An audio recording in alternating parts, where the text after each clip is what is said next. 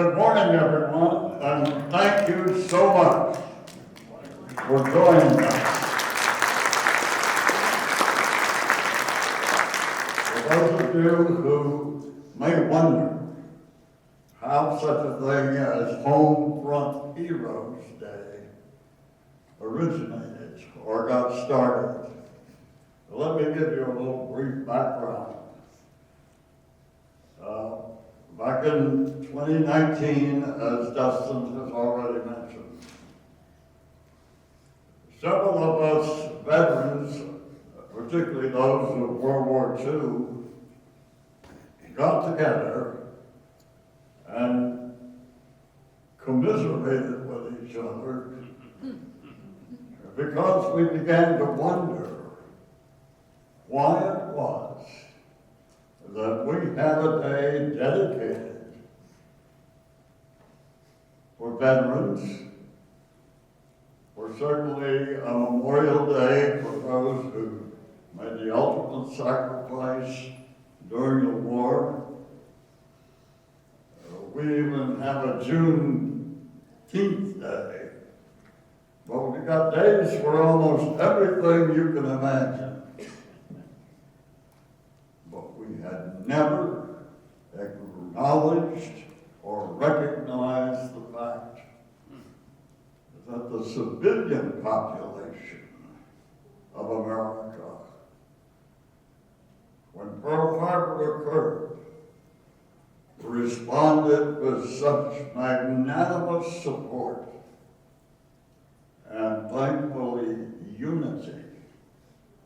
The country came together like you would not believe. And women, particularly, came out of the homes and went into the factories and into the offices, and they learned to do things they didn't know they could do. And the result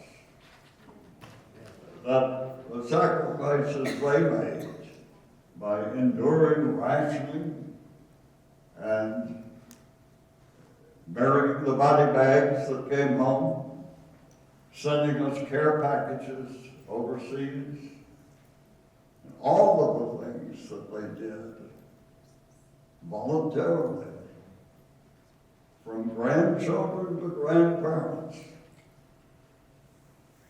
The little grandchildren were taught how to build victory gardens to grow the food that was so badly needed on the front lines, because the front lines, of course, had the precedent. And we got the best of everything. But why in the world could we recognize everything else but the tremendous contribution that all the civilians made that weren't in uniform? And so we decided that we would petition Congress to declare a National Day of Recognition for Homefront Heroes. And of course, you can imagine what that process entailed. Getting the Congress to agree on anything, but much less something like the Homefront Heroes. Even though it's nonpartisan, it's a no-brainer. Why in the world they wouldn't support it, God only knows. But eventually we'll get done. It is a grassroots movement, gradually spreading across the country, but it originated right here in Dallas at PVM, because some of us got together. So we're very hopeful that we will succeed. As you may be aware, if bills in Congress for such declarations are not passed, by the end of the year they die. And and you have to start all over again. We did get it through the House of Representatives under Representative Colin Allred when he was serving, but it perished because it was not attached to another bill and sent to the Senate in time. So we're starting all over again each year. And this year, we do have increasing support, and hopefully we will realize some success while I'm still alive. I hope that will succeed.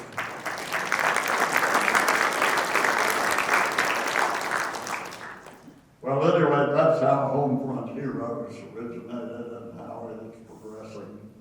And I'm happy to report that I'm very hopeful. We're very fortunate today to have with us a keynote speaker who was an NFL linebacker and was the last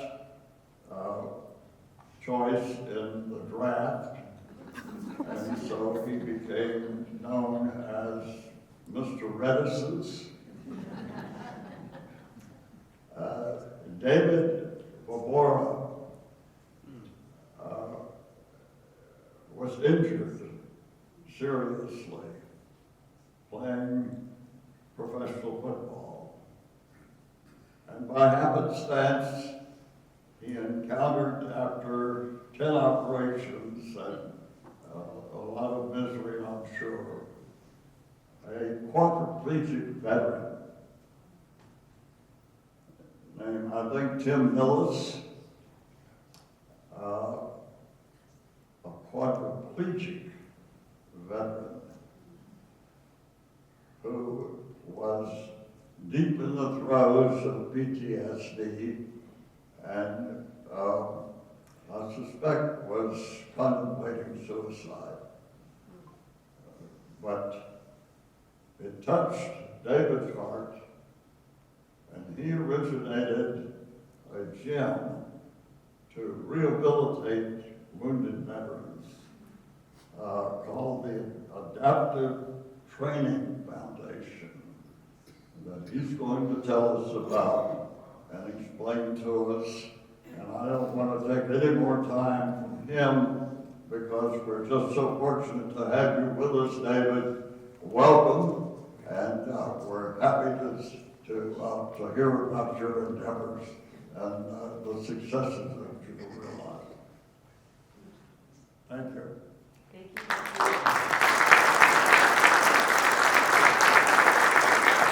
Lucky. What an honor. What an honor to be a part of this day and to be able to meet you, to be with all of you guys here today. I heard as a result of this event that we had morning exercise canceled, so forgive me. The gym owner is the reason why exercise gets canceled today, the irony of that, but maybe they have something planned for you this afternoon. Gosh, I'm emotional. I've sort of, since shopping with Lucky, have been choking back some emotions because my grandfather, who he served, he was Lieutenant Colonel in the Marine Corps, the Air Wing, and flew Corsairs, the Huey, and was rated into Cobra before he got out, and that was my hero. And to spend time with all of you, if you're a veteran or a spouse of a veteran, could you raise your hand right now in this room? You all look around. Wow, that's it. That's special, and believe me, it is an honor to serve those who serve. I didn't get that opportunity. I tell you this, had I not played that silly game of football, I'd certainly been a devil dog. I'm a little biased to the Marine Corps, no offense to those who are not, but it's a privilege to work with these men and women, and we often say, they jumped out of perfectly good airplanes, many of them, so they were the best guinea pigs to figure it out in the gym, because they were like, yeah, do your worst, right? I already lost a couple limbs. Jokes aside, though, the divine appointment, and I mean that deeply, and faith has been such a critical portion of my own story, and really my testimony. Football, although I had the Lord in my life, being saved when I was baptized in middle school, football was my identity. And not dissimilar to many of these men and women who are part of the military, right? They're part of the structure, they're part of the unit, they're part of this community where they can trust the brother or sister to their right, to their left, and that was football for me. And so what started with prescription medication through the injuries, it led me to really cope poorly. And like many of the military service members that come home, you know, they're sort of served narcotics and other medications on a silver platter and told, hey, look, you're no longer of use. And I just don't believe that, not for a second. At our gym, we believe if you treat someone broken, they act broken. You look somebody in their eyes, you treat them like a whole person, that person shows up. And I'm proud to say more than 20% of our operating budget annually, which is about $2 million, goes back into the hands of these warriors after they graduate, because they're the ones to train others like them. It is the coolest portion of the program, is to watch those that have endured similar issues, right? Those closest to the issues are best to serve others like them. We say tradition never graduates. But we've had more than 40 families move here to Dallas-Fort Worth after they've gone through our program, because they want to be around this tribe, this new community. And I say tribe very strategically. Tribe is different than a team. The team is a roster. It's an organizational chart, roles and responsibilities based around, you know, that team's needs, but a tribe recognizes that it's a chosen family. And the through line for us happens to be these significant traumas. And these men and women have endured pain at a level that I couldn't have fathomed, even after enduring some of the pain of the injuries from football. And yet, the human condition is very synonymous. How we approach difficulty is all about perspective. And so when we welcome them to the gym, it's about the perspective shift, the goal for them to move from extrinsic worth, value, and motivation to intrinsic. And they probably get tired of me saying this, but I say it all the time. I say, it's in you. What you seek is in you. And this 9-week training camp that we have is not dissimilar to boot camp. You know, we want to bring them in, and they think they have just run into this stone wall. I can't get any better. The doctors have told me blank, and they've bought into that. And although, forgive me any doctors in the room, doctors have a role, but they're not God. They're not God. And when we focus on what we can do, not on what we can't do, it's amazing what happens. So when I met Staff Sergeant Travis Mills, one of 5 living, combat-injured, quadruple amputees, all 4 limbs amputated as a result of a single blast. Well, he not only was a medical anomaly and living, but when I met him, I was amazed watching him move on these prosthetics. It was like a biomechanical, miracle. And so when I walked right up to him, I'd say it like this, it's sort of like the hot chick at the bar. I just had to talk to this guy. I beelined it over to him, and when I beelined it over to him, I said, when was the last time you worked out? He said, I don't want to make you feel like an idiot, but I don't have arms and legs. What do you mean workout? So I understand that, but you still have to tap into your physicality. Right? You still got to test yourself, find your edge, dig in to find the deeper potential, even if it looks different. And he said, you have experience. I've never even met a single amputee. So I told him I might as well start with a quadruple amputee if we're going to go for it. Yeah? And the next thing I said was very critical. You heard the language that we use in the video. We call these individuals athletes. I grew up in Eugene, Oregon, which is Nike Town, USA. And the great Bill Bowerman once said that if you have a human body, you're an athlete, whether you compete at sport or not. You see, you can exercise for exercise's sake, maybe get a little bit of biceps, lose a little fat. That's a good thing, it's healthy. But training means that you're going outside the gym walls to test yourself in an arena where, for them, after they graduate this 9-week course here in Dallas, we go, depending on the season, to what we call their redeployment. Adaptive skiing, snowboarding in Utah or Lake Tahoe. This next class will go mountain biking and rafting, fly fishing, do archery in Sun Valley, Idaho. My wife's like, oh yeah, you created the best work scenario, because every quarter I get to go on these epic trips, right? Like you see surfing up here. But it's galvanizing them as a unit, and it's also exposing them to a life of other sports, other opportunities to go out, tap into an adrenaline, just like they did when they stepped outside the wire. And it's amazing to watch. People find the similarities and not the differences. I get asked often, as someone who's very patriotic, if patriotism is alive and well today, I can promise you, the movement, the mission that is our gym, and the ripple effect that it creates through these indomitable warrior spirit is absolutely alive. And I say to them oftentimes this, because there's many times they'll say, well, civilians, you just don't understand. And I say, that's right, I don't, and I can't. But do you want me to have to go to Afghanistan, into the Helmand province, to be blown up to get it? I go, oh no, I would never wish that on anyone. All right, so where can we find more of the similarities than the differences, right? If you care about this water bottle, don't expect somebody else to take care of it, right? It's about ownership. It's about ownership to show up every day and look somebody in their eyes and say, hey, what is it that you sweat equity, right? The 10-pound weight in the gym is 10 pounds no matter what your bank account says, what your skin color is, what your politics are. It's an ecosystem for inclusion done well. And I'll say this, as a leader, my favorite definition of leader is the guy that you don't quote publicly too often. His name was Napoleon Bonaparte. But Napoleon had a remarkable quote, which was that a leader is a dealer of hope.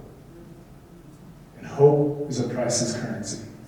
Right? If you've ever been helpless or hopeless and somebody just looked you in your eye, it makes all the difference. And that's what we're doing at the gym. We're restoring the dignity, right? Not focused on, again, my kids. It's the best story. The kids get this because they're curious. My kids have grown up around this. They ask a wheelchair Barbie. If they have a normal Barbie, they rip her leg out because that way it's like their friends at the gym. Now, I kid you not, for them, they'll walk up to somebody who's seemingly endured crazy pain and say, what's your story? And think of how empowering that is. We're encouraging these warriors to tell their story as proof that they're going beyond what they were defined as they come home, right? And again, they may be wounded, ill, or injured, but they're not dead, right? And I have a shirt that I wear, usually on Fridays at our gym, that says, not dead, can't quit. It's a pretty good one. I was walking into a 7-Eleven here in Dallas with a combat injured Marine, great friend of mine. It's a guy named Jacob Schick. I don't know if anyone knows that name, but he was in that American Sniper movie with Bradley Cooper about Chris Kyle. But he's an amazing Marine who's just been a force through a lot of nonprofit work here in Dallas, Fort Worth, and beyond. But we're walking into 7-Eleven, and a homeless man came up to us, and I'll be absolutely transparent with you. I didn't pay it any mind, and I kept walking into the store. And I turned back, and I saw that my friend had been sort of caught by this guy. Doubled back to make sure everything was okay, and what I witnessed was an exchange that was incredibly powerful. And my friend, the homeless man was asking for money. My friend reached into his pocket, pulled out a $5 bill, and he went to hand it to the man. The man hadn't made eye contact. His eyes were down, even though he was asking for money. When the homeless man grabbed the bill, my friend, he didn't let go. The guy grabbed it and started to turn, but the bill was stuck, and then finally my friend let go of it. Kind of puzzled. The guy turned, walked into the store, and my friend yells to him, hey, you're worth it. The guy turns and looks back and walks and engages and looks right into his eyes. My friend really casually reaches down and lifts up his pants leg, revealing a prosthetic foot that he lost serving in Iraq. And he says, what I did for this country, I did it for you. You're worth it, and you're worth that money. It had nothing to do with the amount of money. It had everything to do with treating somebody as a human being, looking at them as worthy and speaking into their soul. And that's what we do. We believe in people until they can believe in themselves. We pave a way, an opportunity where they don't have to put in $1. And people can say all they want, well, they need skin in the game. No, to me, the selection process, we go through hundreds of applications to select the right 10 to 15 per class, which again is every quarter. And when you have some people that could easily pay their spot, other people, no chance they could. But the equalizer is that somebody has stepped up to donate money so that this spot is yours to take. So that morning when you feel sore and you feel tired and you don't want to come, right, where it's easy to say, oh, I paid for this, I'm just going to stay in my bed. That doesn't happen. It doesn't happen in our place. It is a true gift. And again, there's plenty of great organizations that serve veterans and first responders. There's tons right here in DFW that we collaborate with. People that do houses, cars, service dogs, awesome organizations. For us, though, we wanted to endure and dig in and do life with these people for a full 9 weeks, really 10 with the trip. Because guess what? Life provides the curriculum, right? Things happen. We can go do a week-long ski trip, and it's like a church camp high. But then you go back home, and you're on the couch, right? And it gets quiet again. So this program is about a deep dive. You know, we're not the Red Cross. You're not going to see hundreds of thousands of people impacted. You're going to see hundreds at a deep, deep level. The ripple effect then impacting their family, their broader community. As I said, creating an opportunity to train the trainer, to equip them with tools to serve others like them. You know, we're just up the road in Carrollton right now in a 20,000 square foot space that we've had at least for the last 10 years. We are currently building a new campus out in the Argyle area. We've got 5 acres that we've purchased. We're $9 million raised into a $20 million capital campaign because we're going to be a light on the hill. We're going to have housing, because when we fly these guys and gals here, we have to put them in a hotel right now, which is certainly not always ideal from an ADA perspective, and it's also something that it's hemorrhaging money for our program. So the vision for me, I'm sure we've got some very smart business people in the room, is to own the ground, own the infrastructure, establish an endowment so that this thing has a legacy for the next 100 years. You know, irregardless of whether we're having soldiers being hurt, boots on the ground. You know, there's so many that they come back, you know, like, I mean, Brian Aft, the Marine that Lisa was talking about, who, I'll tell you this, my daughter who just turned 12 this past week, her first Halloween, she was too scared to go up to the door to trick or treat. And so my daughter sat on Brian's wheelchair, no legs, and he would wheel her out so that she felt that. At times when we couldn't get the baby down at night, he'd come over because on the sidewalk, the vibration, he could hold the baby and the baby would go to sleep in an instant. He was on speed dial for us. But again, they just needed a place to belong, right? And a place where others would look them in their eyes and there'd be an opportunity to be accountable to what they could offer to others, right? Not just be a victim. In the middle of our gym, with tape on the floor, it says sympathy box. Because if you want sympathy, you can stand in the box. You're not going to get it anywhere in the gym. Now, we don't put anyone in the box. We don't shame you. There was a service dog that pooped on the turf one time, and we definitely put the dog in there. That was unacceptable. But think about that. You know, when you come to my gym, you won't hear anyone say, "I'm so sorry that this happened." You may hear them say, "I hate that you've had to endure this, but what are we going to do about it?" I took a Marine 6 months after being amputated above knee up Mount Kilimanjaro. There was times going from 15,000 feet up to 17,005, which is the false summit. The actual summit's above 19,000 feet. Well, at 17,500 at Gilman's Point, the guide comes to find me and says, "Hey, Q," is this Marine's name, and he said, "Hey, Q's, we're going to send Q down." I had some choice words, and I won't repeat out loud right now, Lucky, but I said, "Like hell you are." And I walked over to this Marine, and all I did was open the hand holding the rosary beads of Sergeant Stephen Jackal, who took his own life January 3rd, 2018. I just showed him those beads. He nodded his head. 3 hard hours later, we were up there touching that side of the top roof of Africa. Crazy thing about Q's story is he had tried to commit suicide 3 different times previous to this. You fast forward to where he is today after moving here. His family, his daughter graduating high school now. He started his own equine veteran center to serve others because he's found that through horsemanship that he's found healing. That's what it's about, right? Reminding people how to fish and then allowing them to use their passions to serve other people.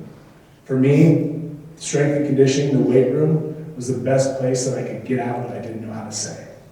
I could work through some of those things in my head. So we're dealing with the exact same ecosystem, and it's amazing to watch them being empowered and show up first for themselves, but then also for the rest of that community as part of a collective.